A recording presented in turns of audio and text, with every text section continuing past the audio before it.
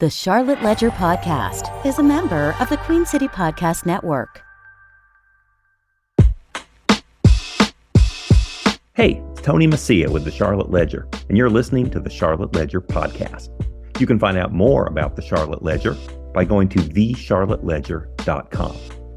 Today's podcast is part of a special series we're doing in which we interview winners of the Charlotte Ledger's 40 Over 40 Awards. The recipients are people ages 40 and up who are making a big difference in the Charlotte area, people who saw a need and took action.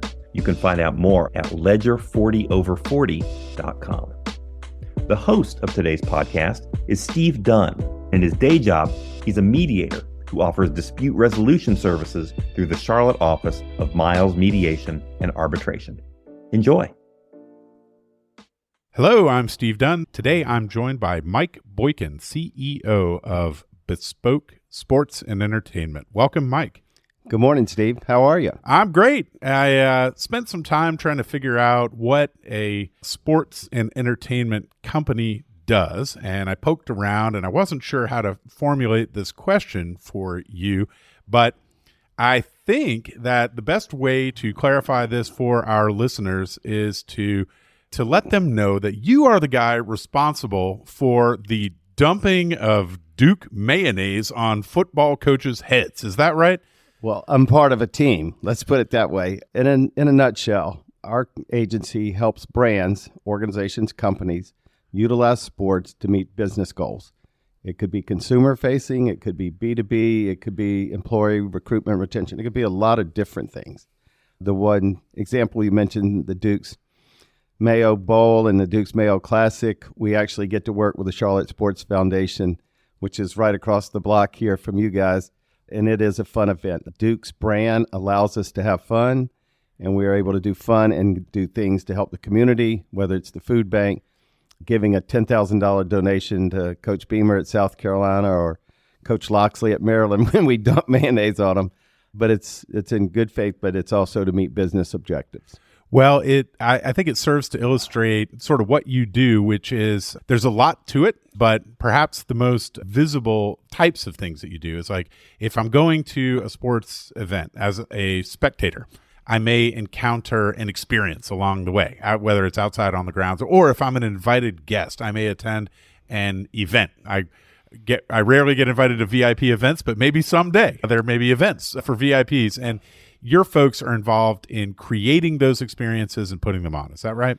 Yes, we come up with the strategy, the creative concepts, and how they're brought to life or executed. Could be at the venue, dumping mayonnaise or having a mayonnaise eating contest.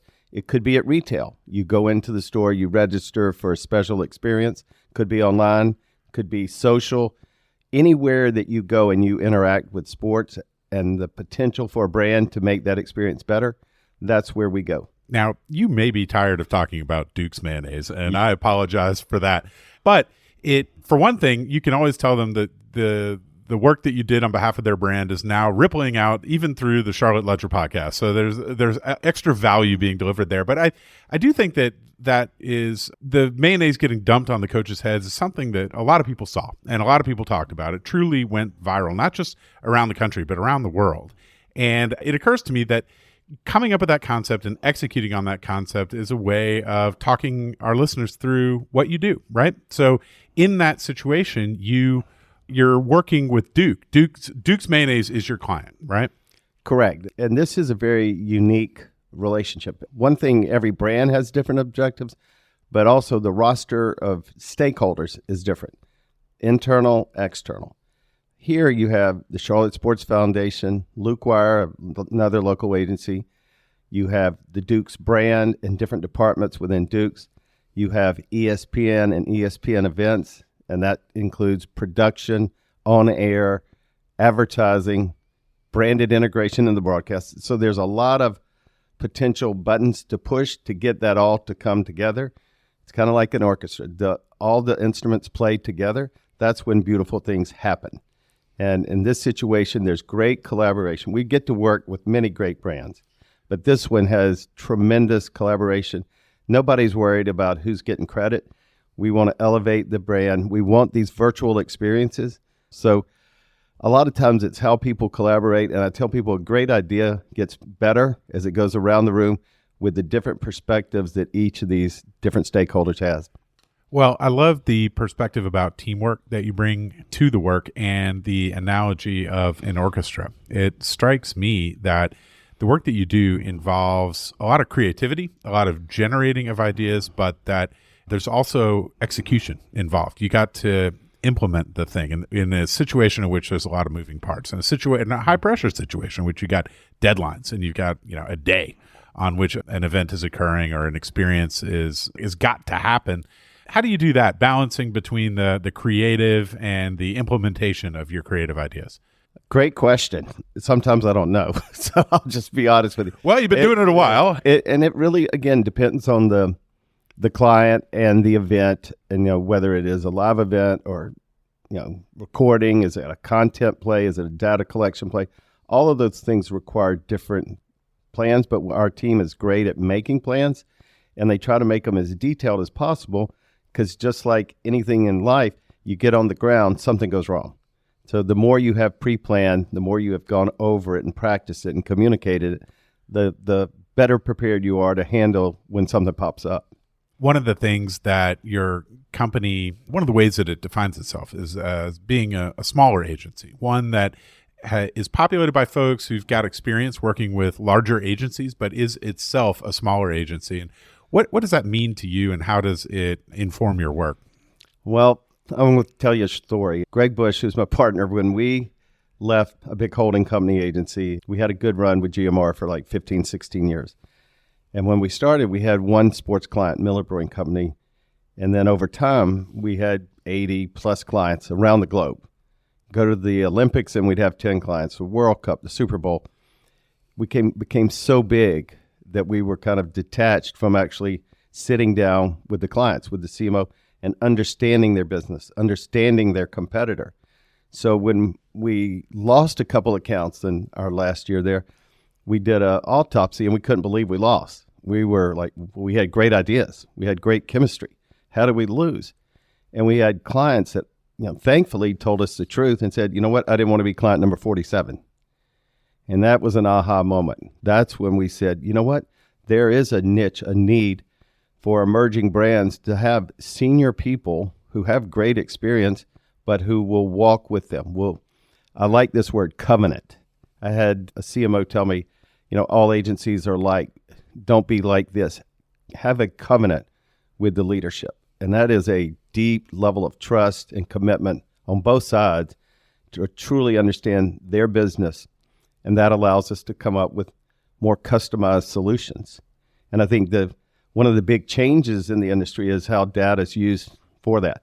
We have a data and analytics group, and we invest a lot of money in tools for them to have the detail and data on consumer behavior, consumer preferences by geography, age, sport, activity across the board. And that helps us make sure we're at least in the right swim lane. When you're looking at that data, is it for the purpose of deciding how you're going to approach the client's needs, or is it for purposes of evaluating your own results, or is it sort of both? We like it when it's before anything has happened. Sometimes we are brought in, hey, we have a relationship with a Major League Baseball team, and we're not getting out of it what we thought. We're getting eyeballs, but we're not getting sales. Our workforce is not engaged. Can you help develop plans? And sometimes we have to change the asset mix. What a partnership has it included in it, they may have the wrong assets. And when you say assets in this context, what do you mean by that? Things like tickets, suites, use of marks, social posts, billboards, everything, TV commercials. There's a whole litany of things. And then we have a valuation method on the front side. If we're looking at opportunities for companies, we will look at that asset mix and we will value every line item against what we think the business objectives are so that we can make a decision. Does it score well? Does it index high for this customer base and this brand? Or does it not? How could it, if we change the asset mix, could we adjust that valuation? What's it been like for you professionally to strike out on your own now as the CEO, as the guy at the top of the pyramid, making decisions, seeing the direct connection between your own efforts and the success or the lack of success of the company. How's that been for you as you're also working to cultivate this deep relationship, this covenant, as you described it, that you have with your clients? A blessing, an absolute blessing. If you would have told me this when I was in school at South Carolina or at grad school in Ohio, that this is what I would be doing, I would have laughed in your face. But that's the way life is. It's not a climb without curves or disappointments or pitfalls. But to get to this point, and be surrounded by 25 incredible people, incredibly smart, they're great givers, they're collaborative, they care about this community. I mean, you check the boxes. These are the best of the best that I get to work with. So I consider it a blessing. And then when you look at our clients, they have trust in us. This is their job, their life, their careers. We enjoy seeing our clients get promoted. We enjoy seeing them get other opportunities. That means we have worked together well to generate results. Well, when we opened this conversation and I tried to blame you or credit you for dumping mayonnaise on football coaches' heads, the first thing you said was, I'm part of a team. And you, as you described the talented people that you work with and the admiration that you have for them, I imagine it is important to you to cultivate a culture at Bespoke whereby people feel empowered to make the most of their own professional lives, and that this is part of the reason why the company has been rated one of the best places to work.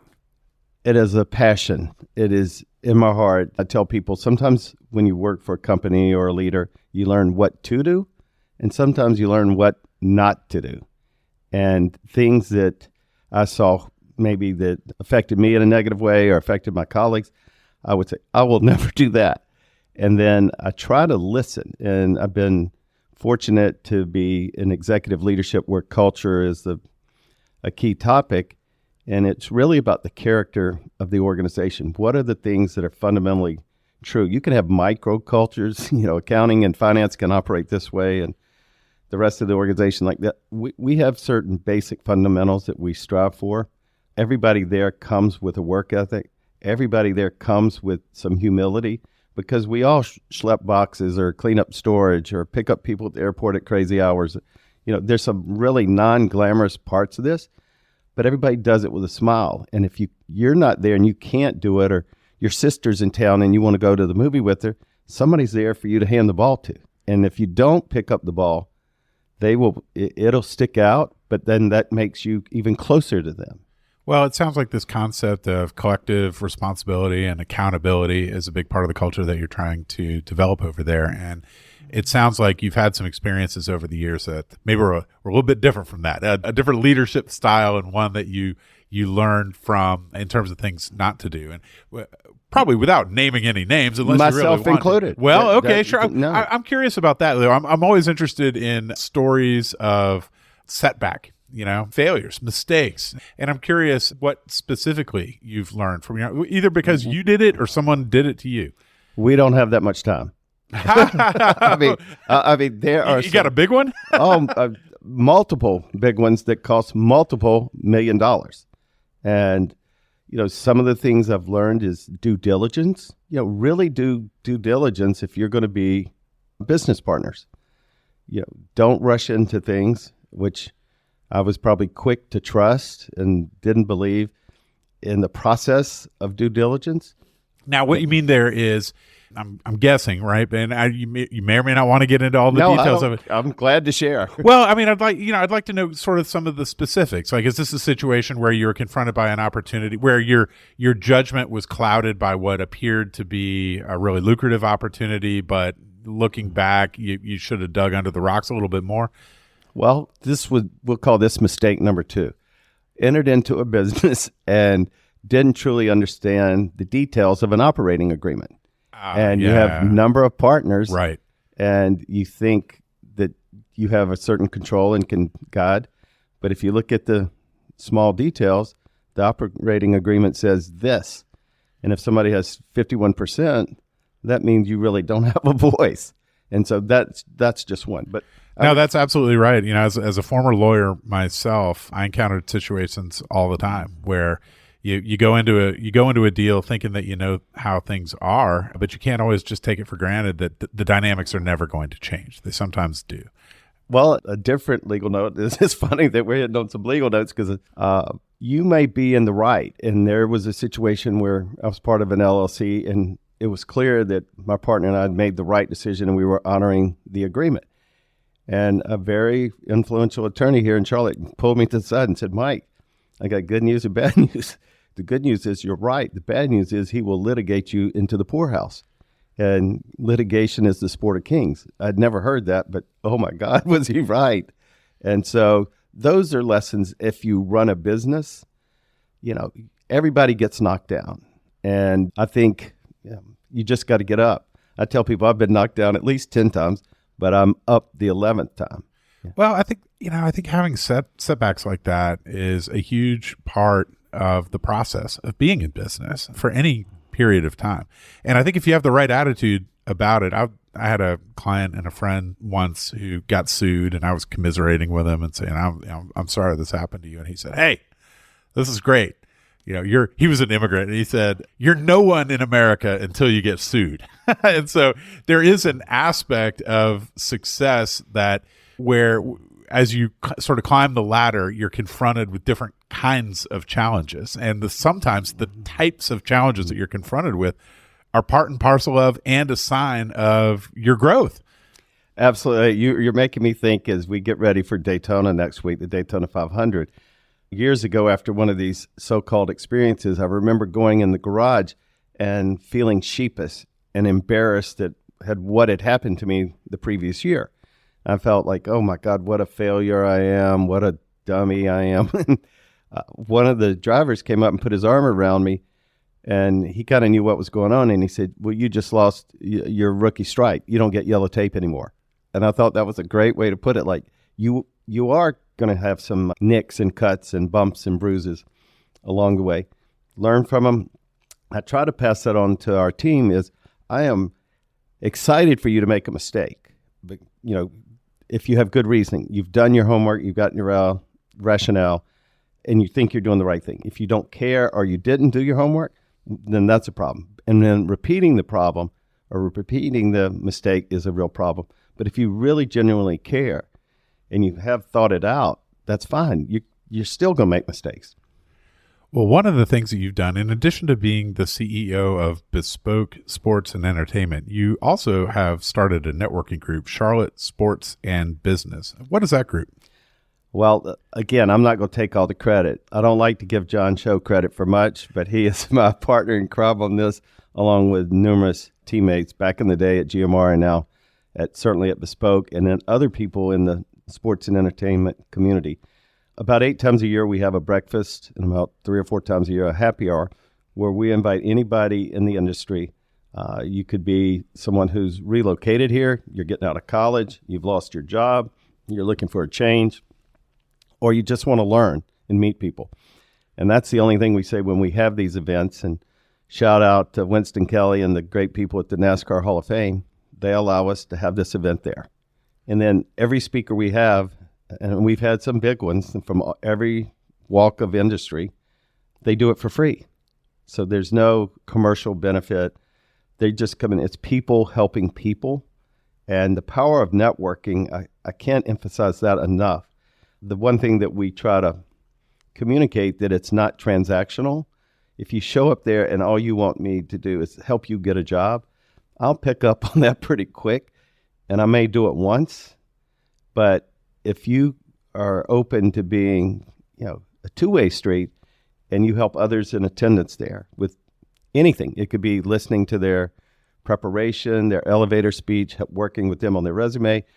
Your sister worked at Lowe's and they're interviewing there. Find the ways to connect and bring value to others, not just yourself. Did you always know about the importance of networking and how to do it effectively, or is this something that you figured out over time? No. Jim Bailey, who's now got an agency called Red Moon Marketing. I believe at the time Jim was working for Coca-Cola. And I had parted ways with Creative Sports, which was ESPN. and it was time to do something different.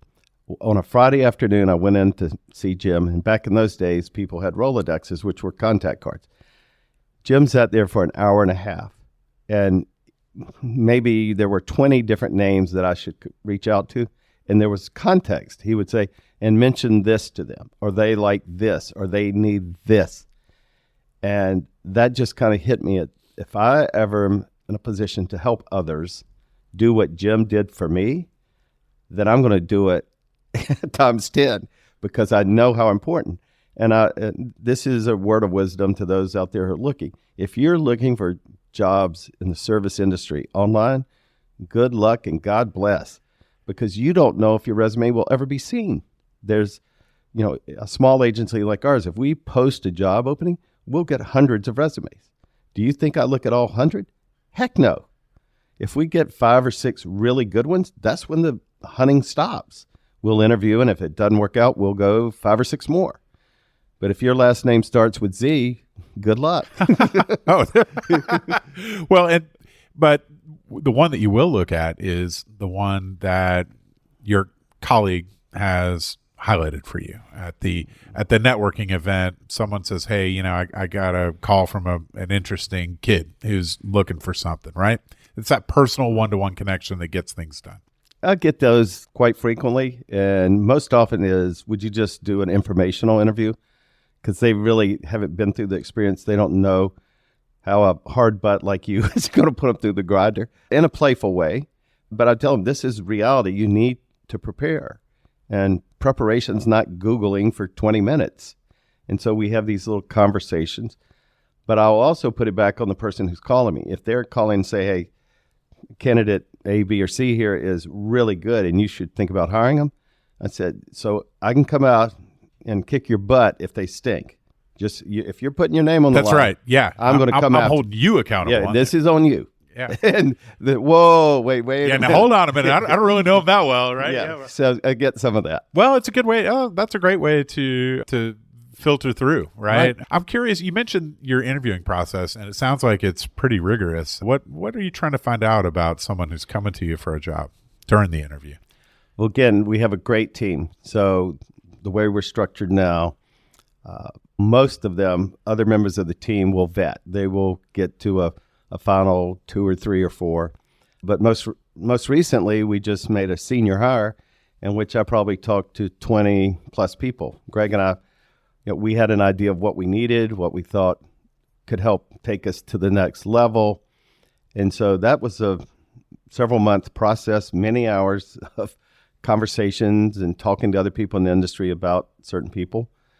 And, I want to see some of the same things, work ethic, how do they synthesize information? Are they, smart about the industry? But it's going to be attitude. Are they going to fit our culture? Are they going to fit with the client? So the fit part of it is crucial. The work ethic is crucial. This is not a 9 to 5, 40-hour-a-week job. I mean, events, travel on weekends, holidays. I think the week of you mentioned the Duke's Bowl, but before that, we had the Jumpman Classic with Novant, like December 2021. They went right to the Military Bowl. Then we went to the Mayo Bowl, and then we went to the Orange Bowl. And that was bang, bang, bang. That's the holidays. And so these people sacrifice a lot. I need to know that. But the curious, generous thing that I've mentioned probably too many times, I like curious people. That means they don't know everything. They want to continue to get better. I'm way better than I was last year. And that's because I'm around great people who help me. And if I just open up and listen and watch, I can learn. And if I can help them in whatever area, I'll try to help them. You mentioned taking the business to the next level. What does that mean to you as someone who came from a large agency, found that it wasn't what clients always wanted, explored a different niche where you can have a deep relationship with your clients? How do you balance growth and the opportunity to take things to the next level against this commitment that you have to the direct connection with the client and the client's needs? That's the $1 million question. I think about it every day, but I think growth in every part of our life is essential. So when I think about growing the agency, and Greg thinks about growing the agency, it's for our investor partners, it's for ourselves, and it's for our teammates to create new opportunities. We moved into a new office. It cost a lot more this year than I had ever dreamed to upfit that office. So to get the technology, to get the resources, it takes additional funds to give back to the community like we like to give back. It takes more funds. So we have to grow. That is a mandate. And but the balancing part, that's where it comes in, because I want everybody there to have a great quality of life. So it sometimes they blur. Sometimes, bringing your 8-year-old in and letting them play video games while you have a meeting, that might have to happen. Or let them play ping pong, or let them watch something on one of the TVs. I don't care. Bring your sister and brother in. Whatever it is that kind of allows you to have some quality of life while meeting your obligations. Well, the fact that you have video games and ping pong at the office, that says something in itself, right? The office is really nice, and I want you to come over and see it. Yeah, I'd love to. I want to see where you spent all that money. It might not be a lot to some, but we sure felt like it was a big investment, but it's been worth it. Well, speaking of investments, you mentioned giving back to the company, and that being something that is important to the company. I'm curious what it is about giving back that you find rewarding, and what are your favorite ways to give back to the community, whether it's through Bespoke or on behalf of yourself personally. Well, I think we had this conversation in the lobby. I was not a happy giver for a lot of my life. I'd say until I got somewhere in the 40s, it kind of dawned on me that, no matter where I was, there's always going to be people that had more, but generally there's going to be a lot more people who have less.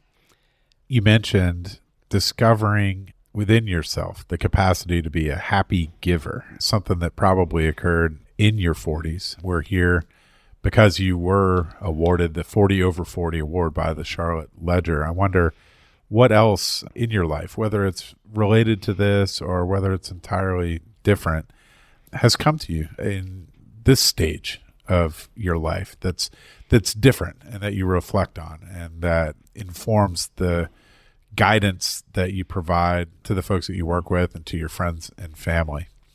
Well, I look at it like this. When I came out of grad school, and I had lived a pretty affluent life. My father was a dentist, mom was a nurse. I didn't know it. I didn't know how lucky we were. And when I came out of grad school and I'd worked at the Spectrum in Philadelphia, and 6 nights of Springsteen and the Final Four and the Sixers and the Flyers and Earth, Wind and Fire, and it was just like, yeah, I'm a badass. And I thought I knew everything. And, you worked in Des Moines, Iowa. Well, you can't hold a candle to me. And how disgusting that is to think that that's who I was. So over these humbling experiences, I've certainly learned to I don't know what the other person's gone through, and I like to hear that because they can change me. I've had conversations change how I feel about subjects, which I never would have happened. And I tell people now that I'm, 65 going on 13, that when I look at the universe, I have all these stars and points in my life that I can connect that are all around me. It's amazing. It's amazing. And that means I don't know anything. That's the part I get. That's like, wow, I may know something about this subject or this city or this sport, but I really don't know enough about this. And these things come together, and it just makes me realize the amount of things that I do know is a blessing, but the amount that I don't know is overwhelming. Well, you have lived in Charlotte now more than once, right? What's your history with this town, and what do you think about this city? First of all, I'll just say I love it, or wouldn't have come back twice. Moved here in the early 90s for a job opportunity. Lived on Lake Wiley with my kids and wife at the time, and just had a great experience. We liked playing on the lake. We could go down to Columbia and see my Gamecocks play. My brothers and sisters were close. My parents were alive at the time. It was just a much better experience, and it felt home to me. It felt people talked like I did at that time. The traffic wasn't quite so bad. But as I was growing, so was the city. I left in 98 to go to Milwaukee to work on the Miller Beer account and worked for GMR, and it was a great experience. But when I sat down with their executive leadership, I said, after we get Miller cooking, we have a lot of resources. Why don't we build out the sports practice? But let's build it out in Charlotte. And they looked at me and said, why Charlotte? And I said, because I can recruit people anywhere on the East Coast to live in Charlotte. We're close to the beach, close to the mountains. We have some professional sports. We have NASCAR. It's a very livable city, great airport, all the things you hear in the spiel. I can recruit there. So in 2000, we opened an office over on Mint Street. I think we had 4 people or so. We then moved down on Moorhead, and over time built the largest satellite office in the company's network of a dozen cities. And I believed it was because we could get great talent. A lot of sports had a presence here. A lot of college. We were close to the SEC. We were close to the ACC. All the other conferences. It just was a great place for somebody in the sports marketing business. And then you look at the sports business journals here, ESPN, with the SEC network down in Valentine. There's just a lot going on and some great people here. What do you see as the future for Charlotte? If you envision 20, 30 years from now, what do you think Charlotte looks like? I'm afraid to say Atlanta.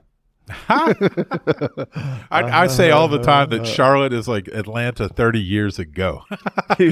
but I've been reminded recently, maybe not so much, because I think 30 years ago, or Atlanta had the Olympics, right? Or 20 years ago. 1996. Yeah, that's right. So, I mean, I don't know. We seem to be on that trajectory. And you say sorry to say, but what do you mean by that? Because Atlanta's got a lot of problems that Atlanta's got are the problems that Charlotte would like to have. Love Atlanta. I grew up in Aiken. The Atlanta Braves, listening to the Braves back then was the highlight of my, young life. So, and I still love Atlanta. I love going there for the SEC championship, maybe the greatest sport event in this country every year. It is fantastic. Encourage anybody, if you ever get a chance, go. There's so much great about Atlanta, but you kind of get handcuffed by the transportation. You really can't get around. And I hope it doesn't happen here. And maybe. Well, how do we avoid it? Billions of dollars to mass transit that I don't know where we get the billions of dollars. Right. I don't know. So, but in terms of the people, we have hundreds of people moving here every day. I've seen, drastic change in just the topography. The drive home where there used to be forests are now housing divisions and subdivisions, and those are needed. These people need places to live. So I think we'll continue to spur out.